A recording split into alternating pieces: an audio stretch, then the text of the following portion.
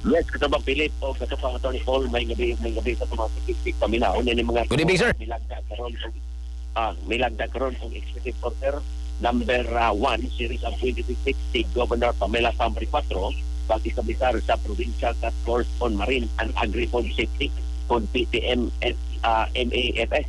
Katuyuan sa mga inisiatiba ang pagpalikon sa food safety, public health o pagpasiguro sa koordinasyon alang sa pagtubag sa mga risiko nga motumaw kalabot sa mga pagkaon loko probinsya sugpo nakit sa katuyuan sa mong EO mo ang pag-institutionalize sa koordinasyon loko probinsya sugpo kalabot sa pagresponde sa gitawag og farm to fork food supply chain gikan sa fisheries o farm to market establishmento o mga konsumidor kumo sa EO ang PTF MAFS mao'y magsilbing magunap alang sa kining prevention, monitoring, management o communication alang sa mga food safety risk.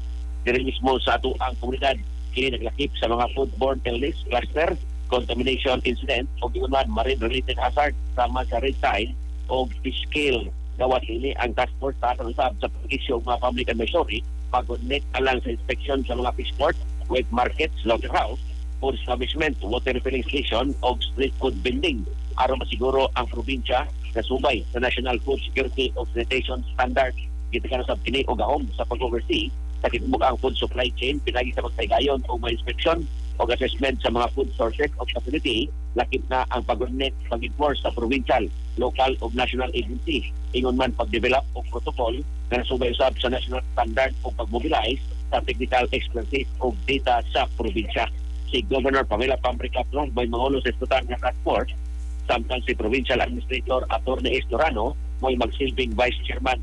Ang mga sakop nini maglangkog sa batan sa probinsya sama sa health, agriculture, veterinary services, environment, disaster reduction, planning, legal o budget. Ang estutan nga EO epektibo gilayon kuman kini gipirmahan ni Governor Pamela Pambri 4. Tanto may katropa diha sa kalubong sa sarap ng pananaw.